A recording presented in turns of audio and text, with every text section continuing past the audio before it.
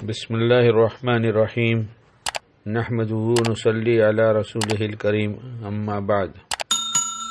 سورہ بقرہ آیت نمبر 30 سے مشورے کی اہمیت معلوم ہوتی ہے کہ اللہ تعالیٰ نے حضرت آدم علیہ السلام کو پیدا کرنے سے پہلے فرشتوں کو اطلاع کی اور صورت مشورے کی بنائی۔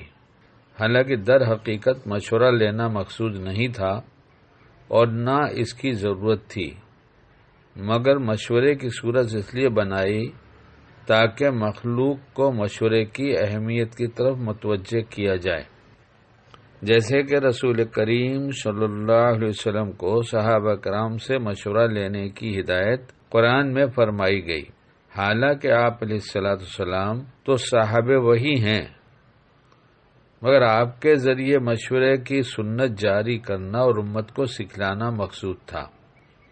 نیز سچے مسلمانوں کی من جملہ صفات میں سے ایک صفت یہ بیان فرمائی کہ ان کے معاملے مشورے سے طے ہوتے ہیں، اور مشورے کی اہمیت کا اندازہ اس سے بھی ہوتا ہے کہ قرآن کریم کی پوری ایک سورت مشورے کے نام سے ہے۔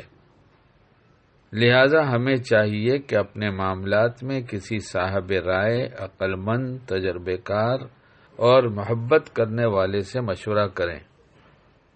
مشورہ کرنے سے سب سے بڑا فائدہ یہ ہوتا ہے کہ مختلف ارباب نظر اور ماہرین فن کی رائیں اور عقلیں شامل ہو جاتی ہیں، جس کی وجہ سے خیر کی بہت سی راہیں کھل جاتی ہیں اور فیصلہ کرنا آسان ہو جاتا ہے، اور غلط فیصلے سے آدمی بچ جاتا ہے۔ ہم لوگ اپنی دعاؤں میں یہ مانگتے ہیں، اللہ تعالیٰ جتنی خیر آپ علیہ السلام نے مانگا ہے سب دے دیجئے، اور جتنے شر و فتنے سے پناہ چاہیے اس سے بچا لیجئے۔ لیکن اس خیر کے حاصل کرنے میں اور شر سے بچنے کے لیے کوئی تدبیر نہیں کرتے۔ دعا مانگ لیا اور کرتے بھی ہیں تو بہت کم لوگ ایسے ہیں جو ایسی تدبیر کریں۔ وہ تدبیر جو کی جاتی ہے اس میں ایک بہت اہم تدبیر مشورہ ہے۔ مشورے کا ایک بہت بڑا فائدہ ہے کہ مشورے سے خیر وجود میں آتی ہے، بلکہ میں نے آپ کو سنایا کہ خیر کی بہت سی راہیں کھل جاتی ہیں۔ لیکن ہم نے تو یہ سمجھا ہے کہ جب ہم جماعت میں نکلیں گے تو بیٹھ کر مشورہ کریں گے، اور مشورے کو اسی حد تک محدود کر دیا، بس یہی اس کی حد یہی ہے کہ جب جماعت میں نکلے تو مشورہ کریں، باقی مشورے کی کوئی ضرورت نہیں۔ حالانکہ مشورے سے جتنے فائدے ہونے کے وہ تو بہت سے فائدے ہیں، لیکن ایک اور بہت بڑا فائدہ ہے کہ کام اچھے انجام کو پہنچتا ہے۔ جس کام کے سلسلے مشورہ کیا گیا وہ اچھے انجام کو پہنچتا ہے۔